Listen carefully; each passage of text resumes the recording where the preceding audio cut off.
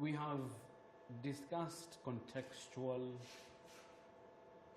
issues or contextual parameters that affect modern learning. We've talked about values, we've talked about how the global context for education has changed.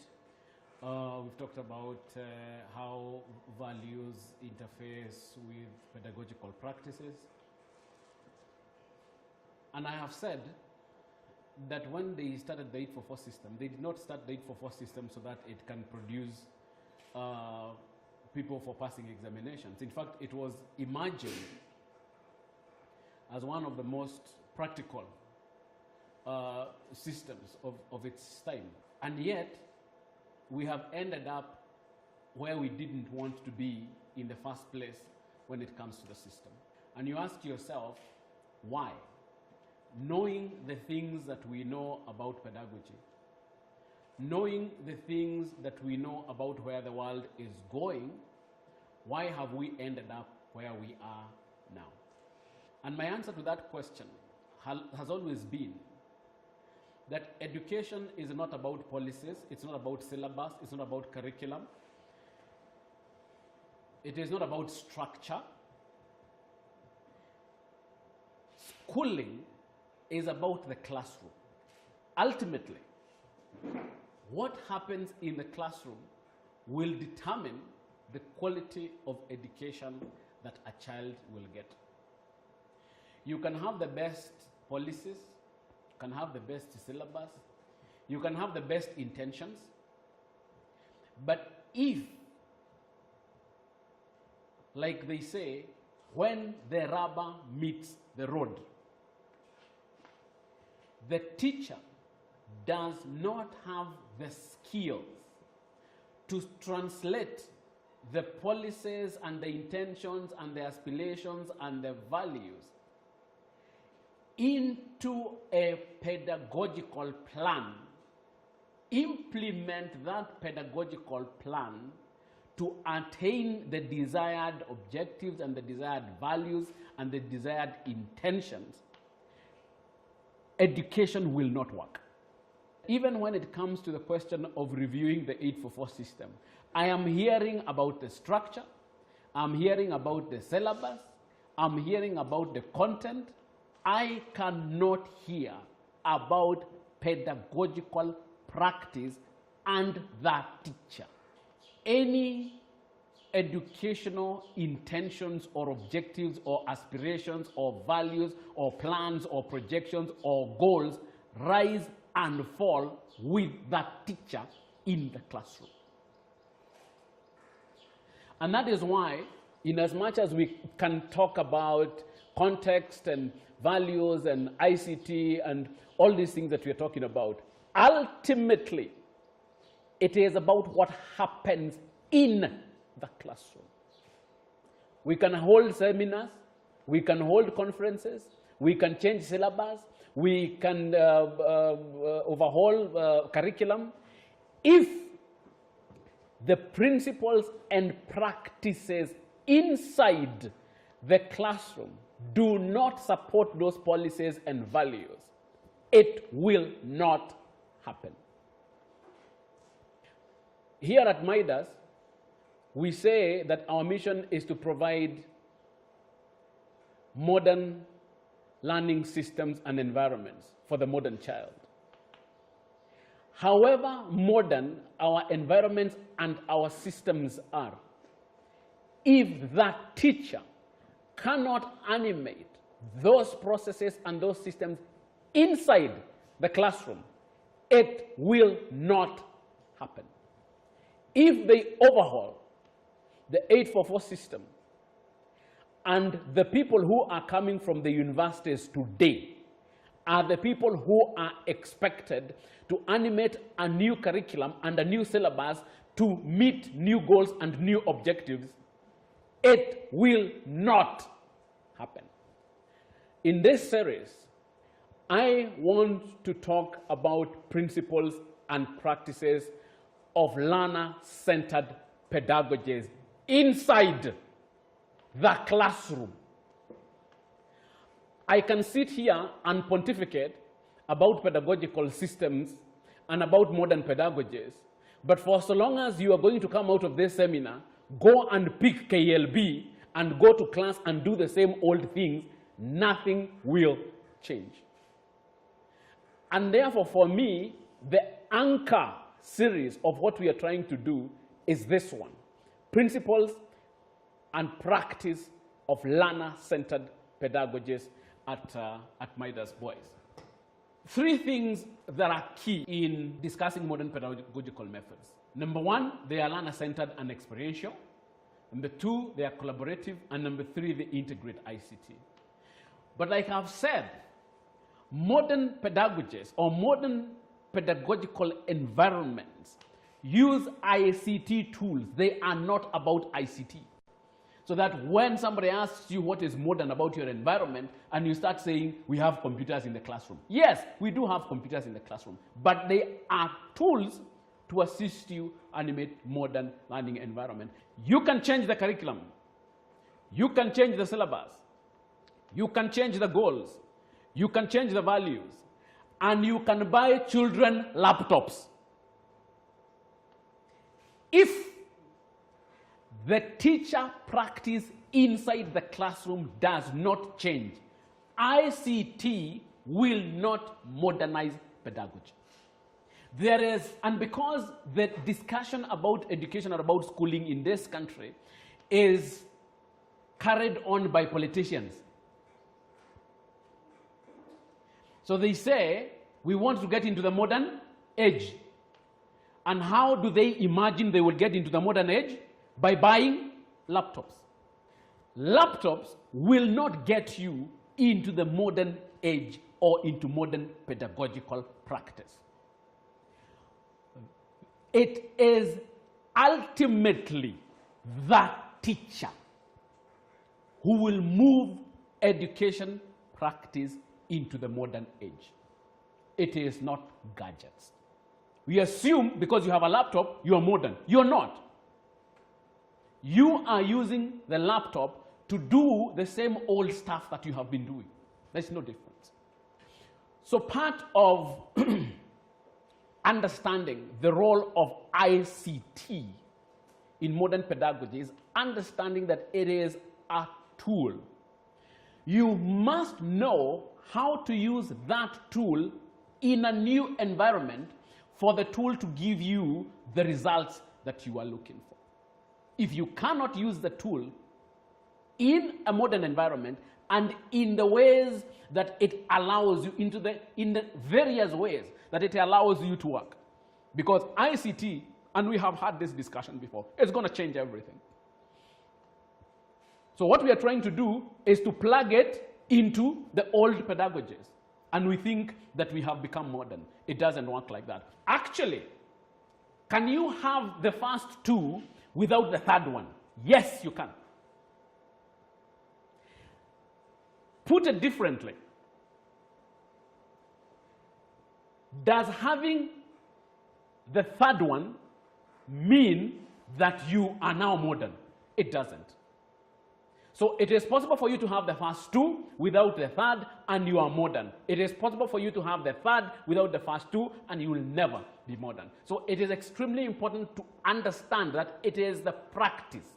It is not the instruments. It is not the tools. The tools just enable the practice. If your practice is traditional, if your practice is analog, no amount of ICT will help you, because you will simply apply the ICT into traditional and outdated modes of teaching and learning. This is a good illustration of how technological use can enable any of the 2 environments. I have said it is not the fact that you're using ICT that makes you modern. It is how you use ICT that makes you modern. Now, let's look at the first diagram. The most important thing in all pedagogies is content knowledge. You expect students to master content. And then your own abilities to teach is what we call pedagogical capacity, is secondary. Content is primary.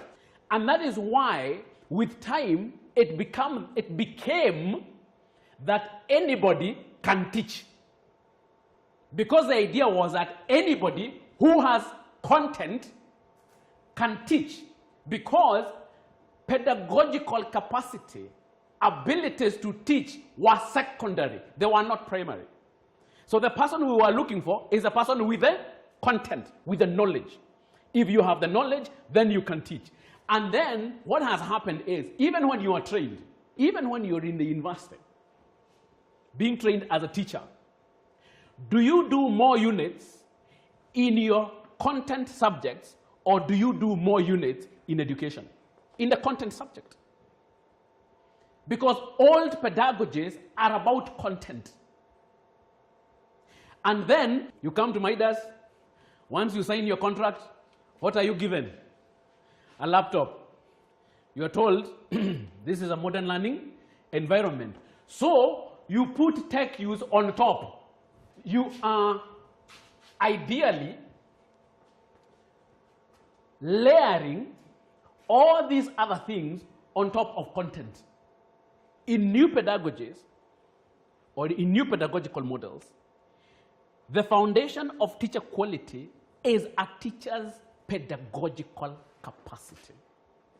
Their repertoire of teaching strategies and their ability to form partnerships with students in mastering the process of learning. That 1 or 2 units that they taught you in the university is the essence of being a teacher. You start seeing that the university shortchanged you. It told you are a teacher and gave you 2 or 3 units in teaching strategies. The rest of it was content. Guess what? Content is available. There is nothing you have that is special or that is different that somebody else cannot be able to get it. In old pedagogies, a teacher's quality was assessed primarily in terms of their ability to deliver content. Pedagogical capacity in the old pedagogies was secondarily important. In most places, teaching strategies overwhelmingly meant direct instruction. In recent decades, technology has been layered on top of the content delivery and used primarily to support students' mastery of required curricular content. Technology in the new model is pervasive, and it is used to discover and master content knowledge and to enable the deep learning goals of creating and using new knowledge in the world. You can see where the technology use is in traditional pedagogies. There it is. In our new pedagogies, technology is ubiquitous. Technology is everywhere.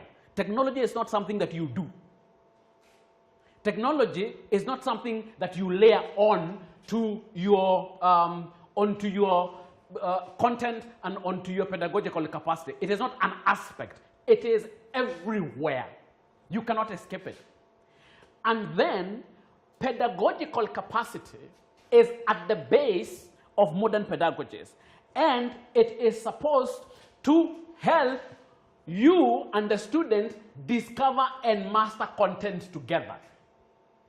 You are using your pedagogical capacity to explore the content that exists, to create and use new knowledge in a world where technology is ubiquitous. In modern pedagogies, technology is everywhere, so that is not even an issue. The most important thing is pedagogical capacity to create and use new knowledge using already existing content. And this should overturn what you thought teaching is. The first one, content is at the base. Content is everything. And the idea is to master content. You have a little bit of pedagogical capacity to make that happen, and you may layer technology on it if technology is available. In modern pedagogies, technology is everywhere, so that is not even an issue. The most important thing is pedagogical capacity to create and use new knowledge using already existing content. There are certain things within pedagogical settings that change fundamentally when you move from old pedagogies to new pedagogies. Conventional teaching is teacher-centered. The teacher's role is to be the primary information giver and primary evaluator in terms of balance of power. This is a big, big issue for teachers in traditional pedagogy. The reason why you are clinging to the content is because it makes you feel powerful inside the classroom. In fact, you do not even want the students to have the textbook with the answers. And one of the problems that our teachers get into when they come to Midas is because of our affront and our attack and our disdain on content. So the teacher is asking himself, now, if this content is not my preserve, then what is my role as a teacher? In learner-centered teaching, power is shared by faculty and students. Faculties do not make all decisions for students without students' input. Power is usually redistributed to students in amounts proportional to their ability to handle it. And this is one of the big problems with teachers. They will tell you students can't handle it. How did you know? The second issue is the function of content. The lecture here is the primary delivery method. Lectures determine the boundary of teaching and learning. In learner-centered modern pedagogies, content plays a dual function in learner-centered teaching, establishing a knowledge base and promoting learning. Faculty should develop course content, not to cover everything, but to develop learning skills and learning awareness. The only thing you're doing as a teacher is to develop learning skills and learning awareness. It is a business of the students to find the content. In traditional pedagogies, instructors are the center of the teaching and learning process. Students listen to the instructors and often follow orders. Faculties are conceived primarily as disciplinary experts who impart knowledge by lecturing. Mwalimu ya Kiingereza, mwalimu wa chemistry, mwalimu wa business studies, mwalimu wa Kiingereza. Mwalimu ni mwalimu. If you are a teacher, you can teach pretty much anything. You should be able to teach pretty much anything. I am not saying you do not need a mastery of content. I'm saying you need a mastery of pedagogical strategies. In modern pedagogies, instructors guide and facilitate learning, not forcing learning, by sometimes stepping aside from the center of the classroom activities and empowering students to discover knowledge and learn from each other in an encouraging but controlled learning environment. It does not mean that your learning environment is not controlled. It means that power is shared between you and the students, and you are the person who is guiding the learning, not giving the content. In conventional teaching, instructors are agents who deliver knowledge, while students are viewed as passive vessels ingesting knowledge for recall on tests.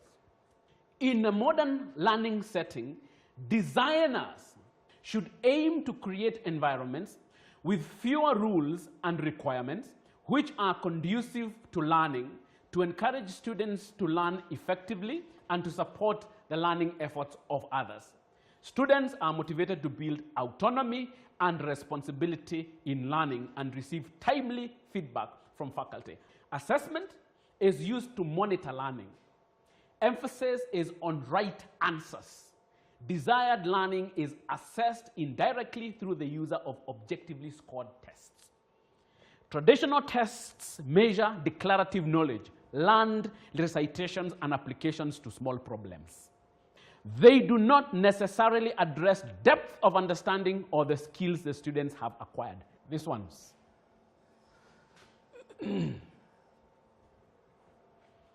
In traditional pedagogy, you are interested in the information you have passed across, not the skills the students have acquired. Now, in modern pedagogies, learner-centered methodology deploys a variety of assessment systems. Instead of using a single grade as the sole evaluation tool, designers should use evaluations to enhance students' potential, to promote learning, and to give them opportunities to develop self and peer assessment skills. Evaluations and assessment should be less stressful and motivate students to reinforce their knowledge. This is some of the power we said that you have to share with the students. Remember, what gives you power in the classroom is that you are the assessor, because you are the one with the book with the answers. But now, the questions, the answers, the information that is needed by the students is available. And therefore, students and their peers, if they are given the right opportunities, can equally become assessors. What are the outcomes of new pedagogies? We know the outcomes of old pedagogies. A student who has information and can regurgitate that information with a lot of care to produce the information the way it was given to them by the teacher. If we have changed that model, then we have new outcomes, or we must expect, or we must cultivate new outcomes for new pedagogies. And we have listed those outcomes there. Deep learning that goes beyond the mastery of existing content knowledge. Deep learning is defined as creating and using new knowledge in the world. Technology has unleashed learning and the potential for students to apply knowledge in the world outside the school. New pedagogies leverage all of this in the form of learning process. Teaching shifts from focusing on covering all required content to focusing on the learning process, developing students' ability to lead their own learning and to do things with their learning. Teaching shifts from focusing on covering all required content. The language that you will find in a typical school is the language of doing what? Covering syllabus. Okay? Now, this needs to shift from covering syllabus to developing the students' ability to lead their own learning and to do things with their learning. Teachers are partners with students in deep learning tasks characterized by exploration, connectedness, and broader real-world purposes. Learning outcomes are measured in terms of students' capacities to build new knowledge and to lead their own learning effectively. Learning outcomes are also measured in terms of proactive dispositions and the abilities to persevere through challenges and the development of citizens who are lifelong learners. We talked about the importance of lifelong learning in 21st century education.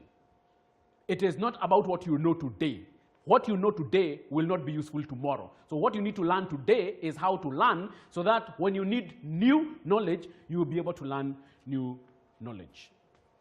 Learner-centered instruction, I think this we have already talked a little bit about it. Instruction that centers planning, learning, and assessment on learners' needs, learners' abilities, learners' interests, connects with knowledge and learners at the same time as opposed to teacher-centered that revolves around delivery of content regardless of learner needs, abilities, and interests.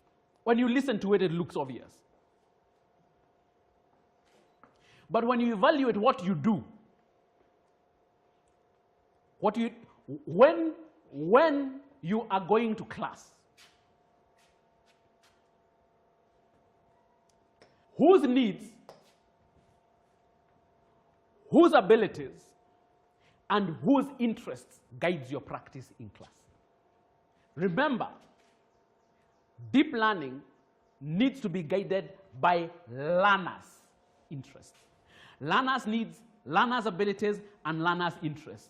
What we have is a situation where you sit in the staff room and you evaluate your own needs as a teacher, your own abilities, and your own interests. And then you design, if you design anything, and you go to class so that you can come back to the staff room and say, I have covered the syllabus. If you have a class of 20 students or a class of 30 students, you want to tell me that their needs, their abilities, and their interests to cover the syllabus are the same. But because here the equalizer is the needs, abilities, and interests of the teacher. And that is why we said in modern learning, every student's interests, abilities, and needs are different. And therefore, you are designing a learning path for each student based on his needs, his abilities, and his interests, not on your needs, your abilities, and your interests. A student-centered as opposed to teacher-centered education. Learning is active as opposed to passive. Encourages students to create knowledge rather than acquire knowledge. Often involves students' choice and allows the students to play a larger role in class activities. Is often high context, meaning it is designed to be as relevant as possible to the real world outside the classroom. It is often high context, meaning it is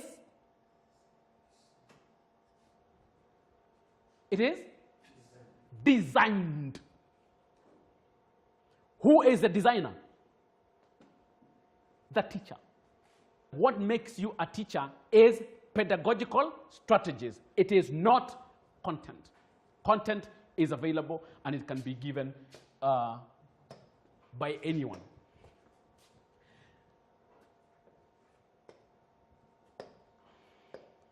Now, learner-centered principles assume that students are capable learners, engaged, active, reflexive, students' knowledge is a resource in the class, learn when learning is relevant, have a stake in the learning, construct, create, and connect knowledge.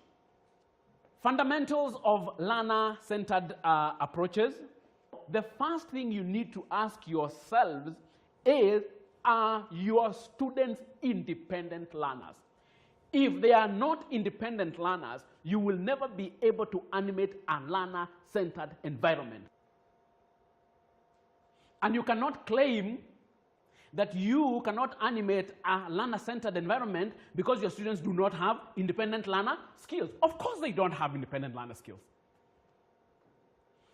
All your students have done by the time they come here in Form 1 is listen to the teacher, remember what the teacher has said, reproduce it in an examination, and pass. That's all they have done. And here you are talking about learner-centered environments. How are they supposed to function in learner-centered environments? They don't know. You know, one of the things that I find very strange is that you're walking into a classroom, students do not have independent learner skills, and now because Wainaina said that this is a modern learning environment and it is learner-centered, now you want the students to do learner-centered independent stuff. And if they don't do, you go back to the staff room and you call them lazy. We designed a very elaborate orientation program for Form 1s in this school. I don't know the extent to which that program is animated, and I also don't know the extent to which that program benefits new students who are not in Form 1. Because even if a student comes from another school and comes here in Form 3 or Form 4, they don't have independent learning skills because there is no school that teaches them that. Or there is no school that is interested in that. Schools are interested in covering the syllabus, and it is the teacher who covers the syllabus. Acknowledge that some learners, that for some learners, your methods may be new. They often are. Explain what exactly you will do and what students can expect from you. Explain why you are doing things in a certain way. That is what I am doing for you. I'm explaining why we are doing things in a different way. Now you need to explain to your students why you are doing things in a different way. And you help them get into the rhythm of an independent learner profile. Otherwise, these things don't come naturally.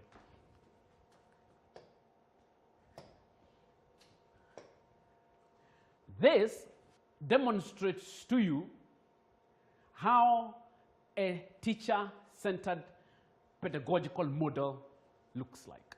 What are we trying to animate here? We are not trying to animate this. We are trying to animate this. This is how a learner-centered pedagogical matrix looks like, as opposed to a teacher-centered one. I have separated the roles of the teacher and the roles of the student by color. The first role of the teacher is this: learning design. The learning designer develops creative lesson plan or design guided by the syllabus demands, learner needs, abilities, interests, knowledge, and previous feedback. So as you design the learning experience for your students, you are drawing on several things. Content is only one of them. When I look at your lesson plan, what your lesson plan is supposed to give me is not content. Content does not reside in a lesson plan. What your lesson plan is supposed to tell me is learner activities. What do you expect learners to do? That's what I want to see in your lesson plan. And then it should be detailed, task-oriented, with specific outputs, specific roles, and methods of recording and reporting output. Once you have designed the learning path, the task moves from the teacher to the student. It's out of your hands. You have designed it. You know what you expect the outputs to be, and you know the path that you want your students to take because you have described that path in detail in your tasks. As soon as whatever lesson plan you have or whatever design you have has moved from the designer to the student, the designer becomes a facilitator. The relationship between the student and the teacher is that one of a facilitator and not a designer. You have already designed what needs to be designed. You have moved it to the student. You immediately become the facilitator. You are now supposed to guide the student to go through the process that you had designed. You know what you want. It is the students who are doing it. Your job is to guide what the students are doing with an eye on the outputs. Meaning, one of the most important skills for you to have in order to facilitate your students is a skill we call questioning. Here, there is nothing you are doing. It is the student who is doing the work. Yours is to question in order to do what? To redirect, reassign, reaffirm, reinforce, respond, redistribute abilities, mediate, and time. The whole experience for you is a feedback experience. And you can see this loop. It goes through the whole cycle. Because at every stage, you as a facilitator are receiving feedback and responding to that feedback in real time. If the students is here, or the students are here, for example, and they have lost morale, your job is to reaffirm. If the students are doubting whether they are on the right track, your job is to reinforce. If the students have questions, your job is to respond. If you think that there are certain groups that are more stronger than others, your job is to redistribute abilities. It is not to deliver content. And if there is one skill as a facilitator that you need, is the skill of questioning. And I have given you a number of questions that you need to be able to use to guide the students as they go through the learning process. You need to be able to ask different types of questions. Essential questions, organizing questions, elaborating questions, divergent questions, subsidiary questions, probing questions, unanswerable questions, hypothetical questions, sorting and sifting questions, inventive questions, telling questions, clarification questions, provocative questions, planning questions, strategic questions, irrelevant questions. If you have not mastered the art of asking questions, you cannot guide your students. Because what you want your students to do is to think and to reflect. And your students are not going to be able to reflect, they're going to be able to think if you cannot ask relevant questions. And sometimes for you to ask relevant questions, you have to ask irrelevant questions. That is the difference between the two roles. The teacher as learning designer and teacher as facilitator. You do not have to be the facilitator of what you have designed. It depends on how good a designer you are. If you give me your lesson plan, I look at your lesson plan, I look at the path that you have created for the student and the thing that you expect the student, I should be able to facilitate it. Because all I need to do is to be available to do this for the students. And for me to be able to do this for the students, I do not need to be a master of content. I only need to be a master teacher. And I should be able to do this for your students.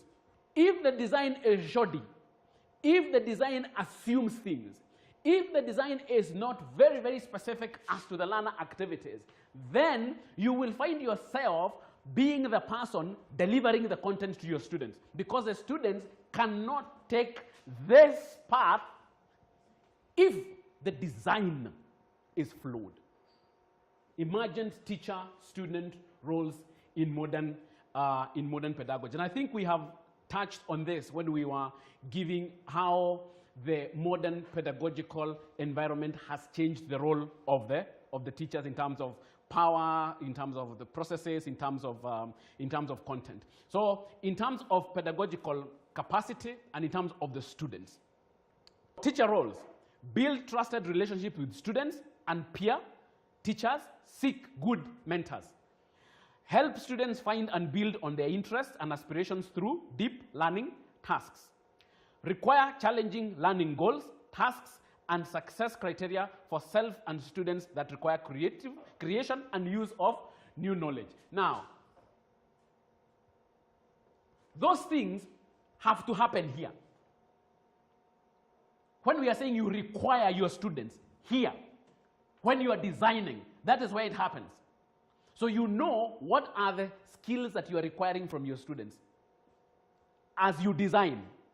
And then you facilitate them as they go through the learning loop.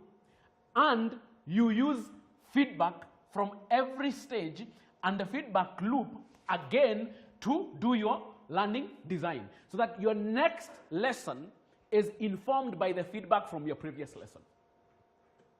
And that is why we said yesterday that feedback in the learning environment is extremely important. Feedback. And feedback is everywhere. Each one of these arrows and the main one, the main loop, are feedback arrows. Is the student able to move from one stage of the exercise to the other stage of the exercise, and are you able to facilitate them to do that? Are you able to deal with the issues that are going to emerge? For the students, in order for deep learning to occur, build trusted relationship with teachers and peers, and also seek good mentors. Explore own interests and aspirations in learning goals and tasks. Develop capacity to define learning goals, tasks, and success criteria. Partnering in learning process. All these are emergent teacher-student roles in modern pedagogy. And some of the things we have already talked about. We talked about collaboration, collaborate with other teachers and leaders, researching the impact of different learning strategies on students. Model a proactive disposition towards learning, creating new knowledge and taking action with that new knowledge. Continuously discover and create digital learning tools and resources. Explore new content, concepts, information, and ideas.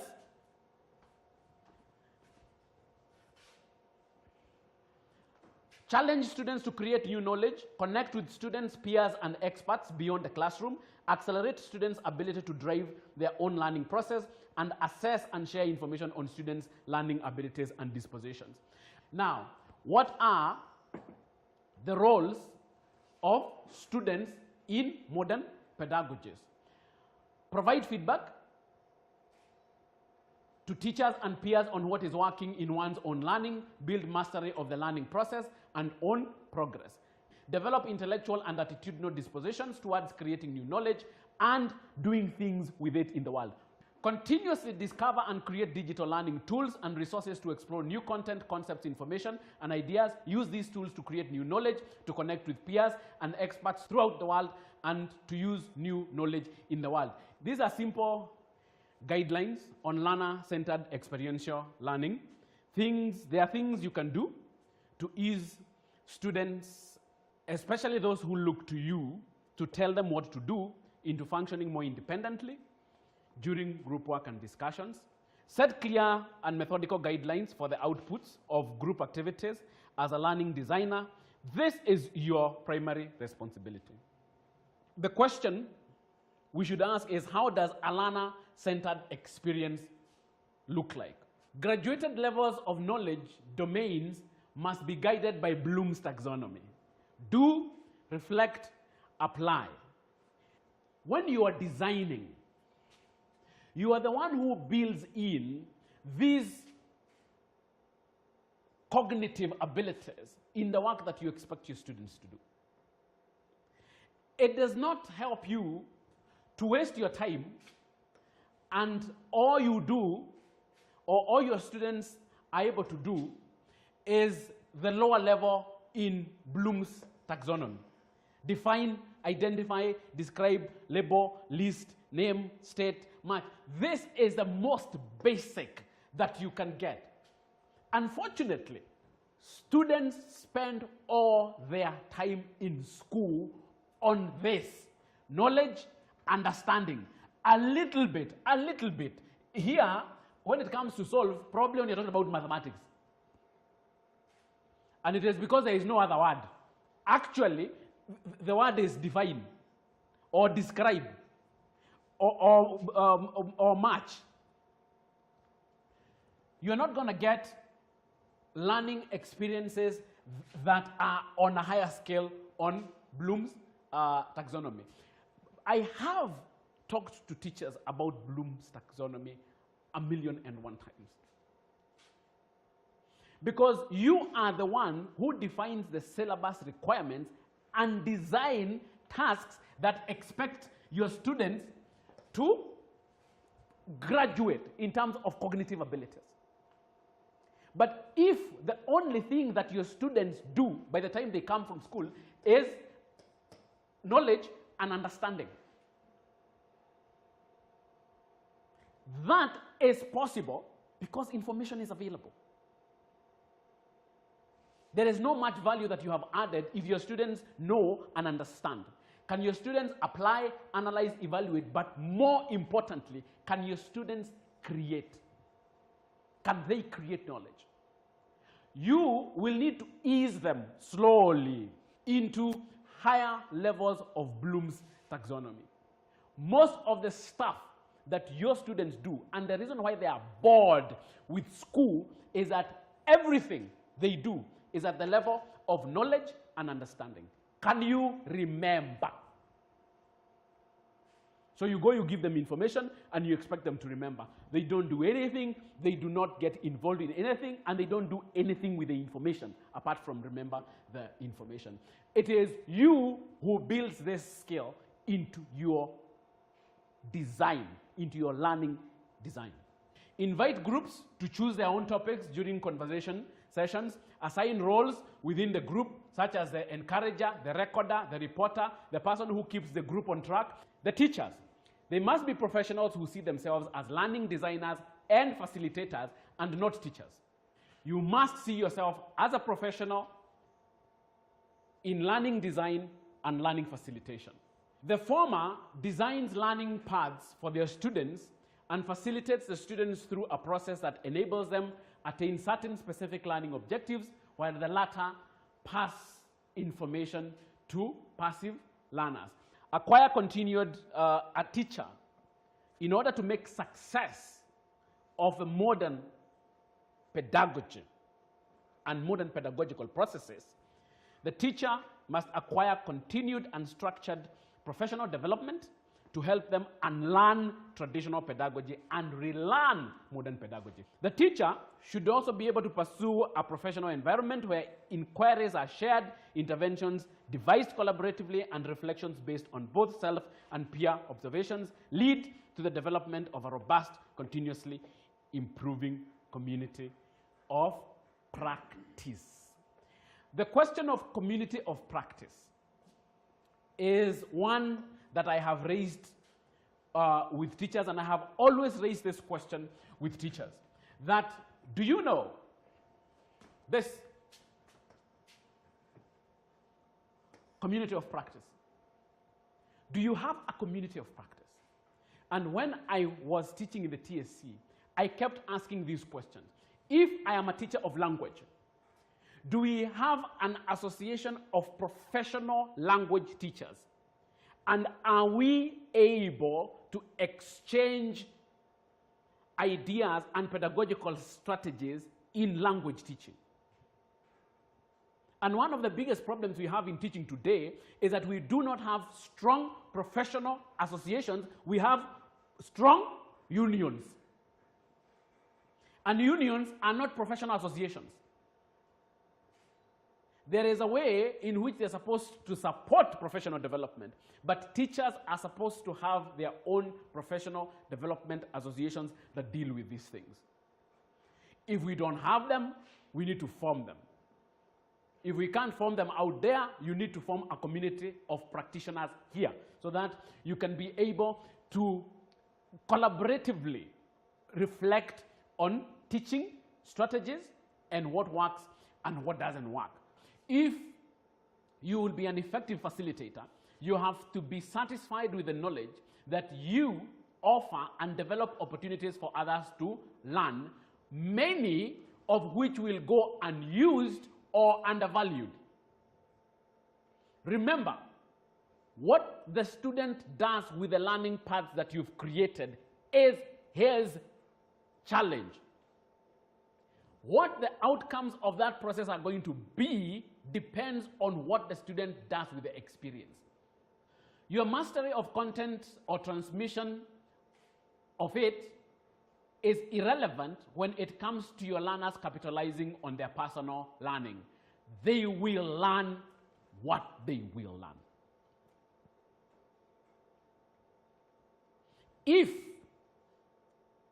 the passing on of content was that important, if the passing on of content is what makes students pass or not pass, how is it that you pass on the same content the same way and students perform differently?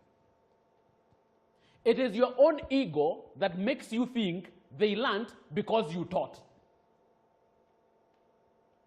You remove your ego and you will see that the students will make their own mileage from the learning paths that you designed for them. Resist temptation to give answers, only ask questions. The ownership of learning should be given to the individual learner. The situation is created and designed for him or her. Thus, during discussion, the individual should be given chance to express his or her reactions, not the facilitator. If you are in a classroom and you are doing more than 20% of the talking, then the classroom is about you. It is not about the students. Your talking should be limited to guiding the learning process in terms of facilitating, redistributing, clarifying, asking questions. When you are asked questions, you ask probing questions back that make the students think about their learning process. Suppose children are not able to see one particular aspect of a situation, the facilitator should pose questions on that aspect instead of telling the reaction directly. Believe in your learners. Believe that they can and will make experiential learning opportunities work for themselves. If you do not believe that your learners will make this environment work for themselves, you will always find yourself falling back on traditional methods because you don't believe that your students can be able to make this method work for themselves. And they can. Be committed to and satisfied with the fact that your role is to provide opportunities for them to learn and to progress. Accept that that is your role. Your role is to provide opportunities for students to learn, to create environments and experiences for students to learn, not to give them content. That is not your job.